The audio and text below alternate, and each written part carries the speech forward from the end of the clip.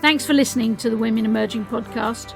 Every week we put up a new episode with insights into leadership, practical leadership, seen through the eyes of women leaders of all ages and all sectors from right across the world. Our aim is for women to be able to say, if that's leadership, I'm in. Don't forget to subscribe to the podcast and join Women Emerging on our website, womenemerging.org. That's womenemerging.org for more fabulous free leadership content.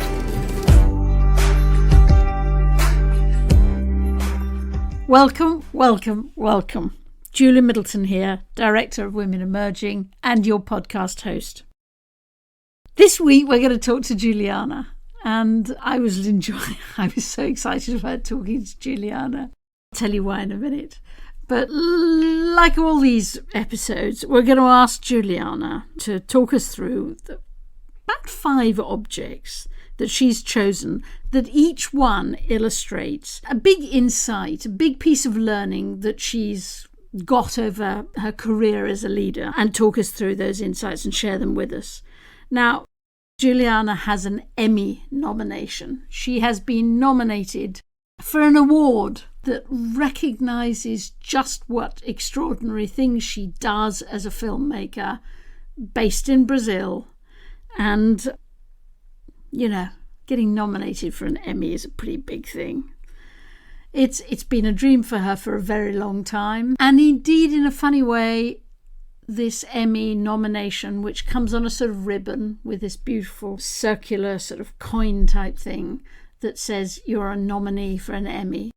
It was a dream, but it itself represents for her how important dreams are for leaders. Leaders need dreams and they need to share their dreams. So over to Juliana. Juliana, you have been nominated for an Emmy. Is that a dream come true? It is. It is a dream come true. It is. When I was young, I always... You're going to get it though, aren't you? Yeah, it is. I have my medal, my nominee. And I'm pretty sure I will win an Emmy. When you get it, what will it say about leadership for you? What will you learn? First, I learned that dreams come true. Yeah. And that is something that if you believe, you transmit that feeling and that belief to your teams. And when teams believe in dreams, they are better teams because dream makes us better people. You are right. When you lost the capability to have a dream, you lost your soul. For me, it's so important, you know. But it'll also show something about your undying commitment to quality. Yes. No, of course, sorry. It was very romantic, but at the same time, we are obsessed with quality because we have to show to the world that we are the best of the best in what we do. And when I received the nomination, it was like all those deliveries, all that name that I built in the content market makes sense. And it was a great moment in my career because people in the Brazilian market, people comment that if you work for NMO, which was the company that I ran in that moment, you was choose to work in NMO, you was in the dream team of the content. And at the same time, I received the Emmy nomination. It was like, okay, you can do quality, you can deliver quality with people happy and dreaming and with a beautiful life. You can reach your dreams in a beautiful way, not dying trying to reach your dreams, not dry your soul with your dreams. That was a great learning for me. And I believe a lot in quality, but deliver it a good way. You can be happy delivering quality.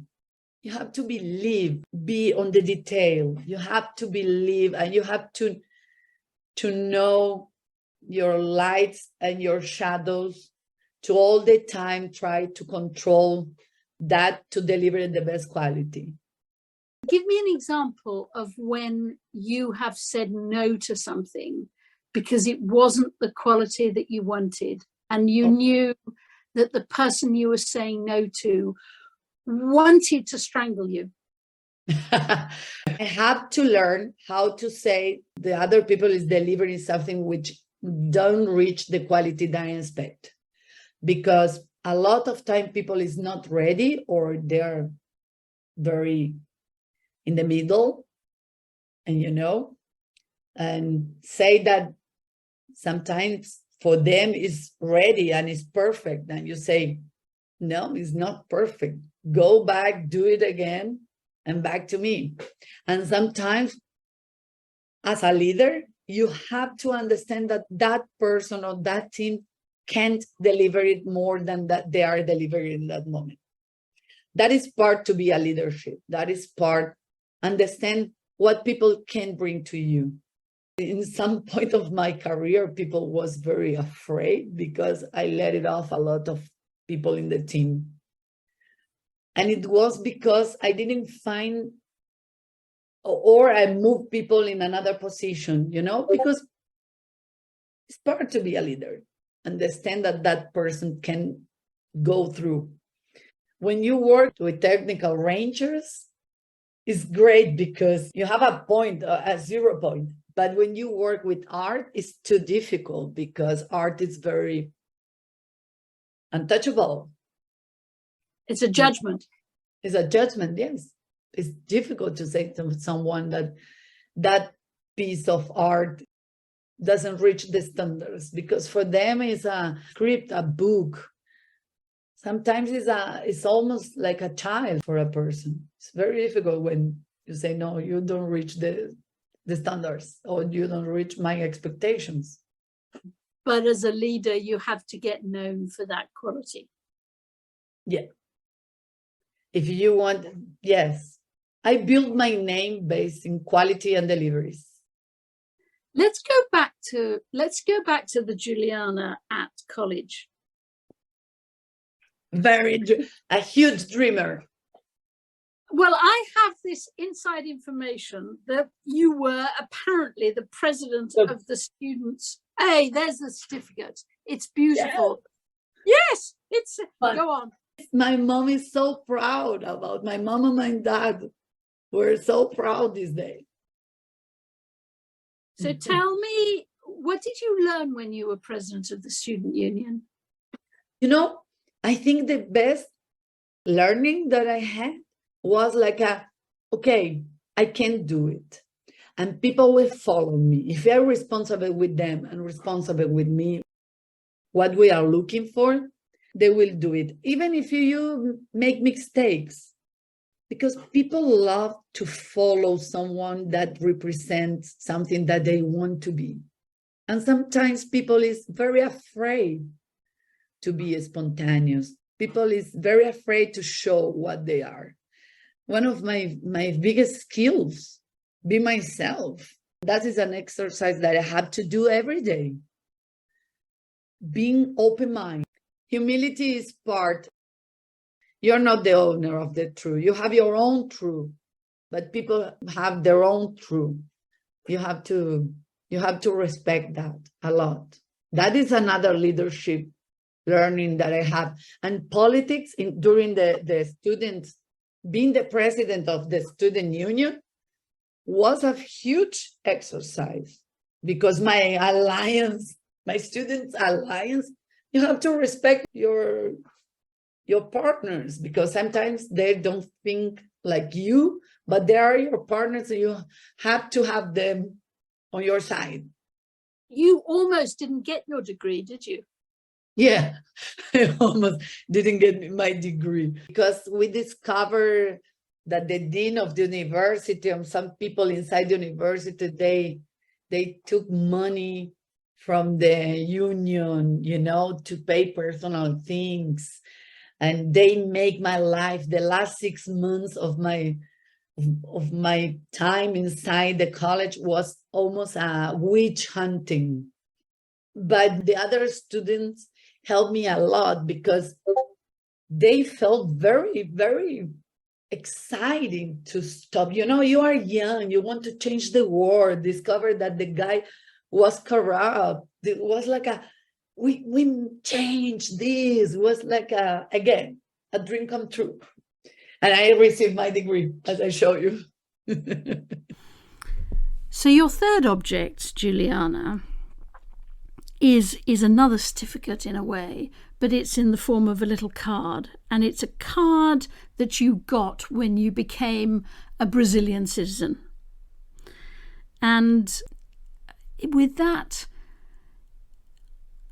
you became somebody who was leading in Brazil and began to realize that if you brought your fiery approach to leading and used it in Brazil, it simply wouldn't work, which I found fascinating. Anyhow, wait a minute, back up a bit. I'm getting to run away. Firstly, you became Brazilian, didn't you? You weren't born in Brazil. Yes. I was born and raised in Argentina, in Buenos Aires. I married a Brazilian guy and I moved to Brazil. After I moved to Miami because I work in Discovery Channel, and I'm back to Brazil. I never back to Buenos Aires. I left Buenos Aires in the 99, 2000, and I never back there. Argentinians are very European in the way of communicate things. They are straight. They are almost Dutch, They are straight. They tell you what they think. You can fight with someone, but you don't have hard feelings. You fight and, okay, you move on. When I start again my career in Brazil, that was a MBA of leadership, or how to deal with people. Today, I define myself as Brazilian. I am Argentinian, but I feel very Brazilian. And my house is Brazil. My soul is in Brazil. Brazilians never say no. They never say no. Even they don't like it, they don't want it. If they like it, they're very happy and they make very clear that they like it. But sometimes they like it, but it's superficial. But they don't say no. You say to someone, okay, go and cross the street during the rain. And people look at you and say, do you think that maybe we can do this in another moment? Or your teams don't say no. They don't say we can do it, for example. Teams never say no to the leader. That is so tough because you took decisions, or you take decisions believing that everybody is aligned with you, and people is not aligned. So there are very, very subtle movements and tones and that you have to understand when you are right or wrong, or when you are in the correct way or not. That was like an MBA of leadership. If you don't create empathy, or you don't look through people, the real people, you sometimes lose and create serious problems. Your fourth object is a picture of your children. Now, what have you learned about leading from having children? These guys, these amazing guys, Manuela, Luca, and Max, which born Francesca, and now she wants to be called Max, and I have to respect her decision. So I think kids kids come to my life to teach me that personal life is important and you can't control everything. They create their own path in life, and you have to respect their personalities and their decisions. I think you're a mother for more than one, no, Julia? Yep. Yeah. And it's amazing because they're very different people. Absolutely. And you don't realize it till it suddenly go, whoa! Yes. No, and they born from the same mother, and they live in the same house, and they use the same school, but they're very different. So it's the perfect epiphany to understand that people is different, and you have to respect that to leader them and understand the necessities, and you can't control everything.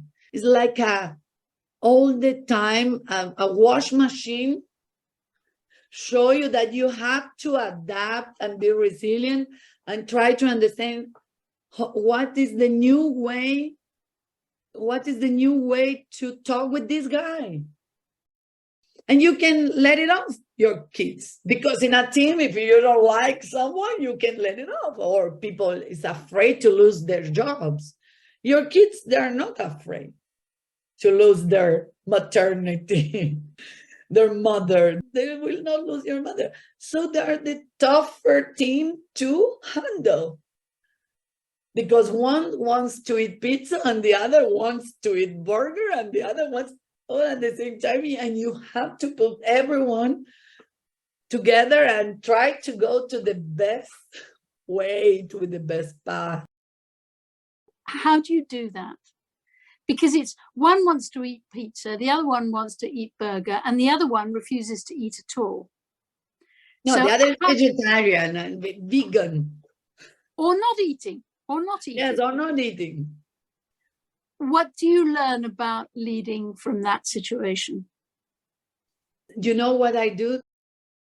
My best strategy is you three decide and tell me what they want, because I will eat what you want. Just please discuss between you three, choose, negotiate between you, because maybe today we can eat pizza and tomorrow we can eat burger. Okay? Let's try to understand. And they learn very well to do that. And they negotiate between them. They make alliances between them. And of course, I do that, but at the same time, I keep the eye on them, because you always have in a team or between your kids, in a group of people, you always have an alpha person inside the group. And if you let all the time decide by themselves, of course, the alpha is always more advantage, and you have to keep an equal feeling inside the group that everybody can choose. And this is a leadership too. Top-down decisions is very masculine. It's a very masculine way to lead. And when I say masculine, it's not men, okay? It's masculine, because a lot of women do the top-down decision too, because they learn in that way, because it was the way for a lot of years. So my kids taught me that. Your fifth object is chocolate, isn't it? Chocolate. Go on, explain why. I was CMO in the fifth chocolate company in the world, which is from a Brazilian guy. And it was the last learning, the why I had to create my own company. The guy is very charming and modern guy. The speech is very, the family first, people first. The speech is people first, and we are diverse. We like women in the team. I was on the board, They invite me because they believe to have diversity around the table. After 6 months, the other girl, the CFO, she doesn't have kids. And she's on the 50s and she doesn't have kids. It was the generation of women that we grow believing that we have to be like men, you know? And it was me, full of energy, full of honesty, and 3 kids. And I always running my life, mixing my kids, my personal life and job. All my kids were in my sets or in my company. I have a kids space and I create a kids space in my company. Kids were very welcome in the mall. Was even for fathers, because I believe in parental partnership, not that the women have to raise the kids, you know. So I leave the men of the company the capability to bring their kids at the office, those kind of things. So the owner of the company starts to bullying because I was late. You are late. You have to be here at 8. You have to stay here until 7. You have to work. No, I start to work Sundays, Saturdays to 8 a.m. to 7 p.m. every day. You know, I travel a lot.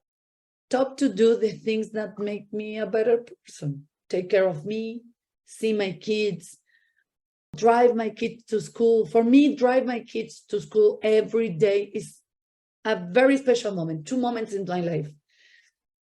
Drive them to school and have a dinner with them. For me are, so after 6 months, 2 of my kids come to me and say, look, it's not good. It's not okay for us. I don't know how much money are you doing. We understand, but we miss you. We miss you. We have to have you here. And they start to have problems at the school. And, you know, it became a weird moment. And I'm back to the owner and I say, look, I have to have flexibility. I don't have to home office. I'm okay to come here every day, but I have to have time flexibility. And he told me, no, I can't do it. I can't bring you that, because if I bring you that, I have to bring to the other people in the company. And I say, okay, I'm not afraid to have another job. I'm afraid to lose my values, you know? You don't have to be a workaholic. You don't have to bull people with time to arrive and time to leave the company, because those kind of things doesn't deliver results, you know, doesn't deliver good ambience, doesn't deliver with happiness. So I create my own company. I'm here with La Reina Casa de Ideas. La Reina. La Reina. I love that. Yes. Great name. Dreams do come true.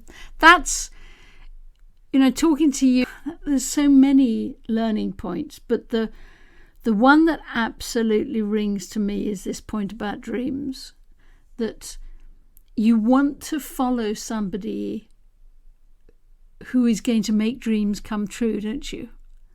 I think I forget that. I think that's a beautiful, and that goes into, first you've got to have a dream, then you've got to be able to communicate a dream in a way that becomes totally infectious, so that it becomes not just the leader's dream, but all our dream. And it's a really lovely concept. It's a beautiful concept. So just before we finished, I cannot resist the temptation to give Juliana a six object, special permission to have a 6 object, because all the way through the interview, Juliana has had a poster just behind her head, and it's pretty boring. It's a big white sheet with some black letters on it, and they say, produza como una garota. Forgive the pronunciation. But I couldn't resist asking Juliana to take it off the wall, bring it to us, translate it to us, and tell us why it's such a prominent place in her office. This means produza como una garota. Produce like a girl. It was the Women's Day campaign that I made. I sent this poster to hundreds of women, and they posed by themselves, but because they were proud to receive. I didn't send chocolates and flowers because it was Women's Day, and we are very strong. If you produce like a girl, you're a good producer. I'm so proud of that. I think this describes me a lot. I think that probably does describe you, Juliana. And I think it doesn't just describe you, it also probably explains why you've got a nomination for an Emmy. And I cannot wait to hear that you got it, because you're determined that you are. Thank you so much, Juliana. This has been a glorious episode. Next week, we're back with another 5 objects, another extraordinary woman leader, and another 5 insights into leading. In the meantime, lots of love, Julia.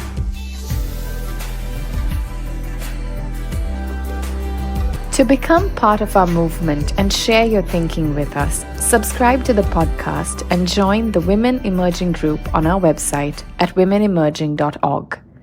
We love all of the messages you send us. Keep them coming.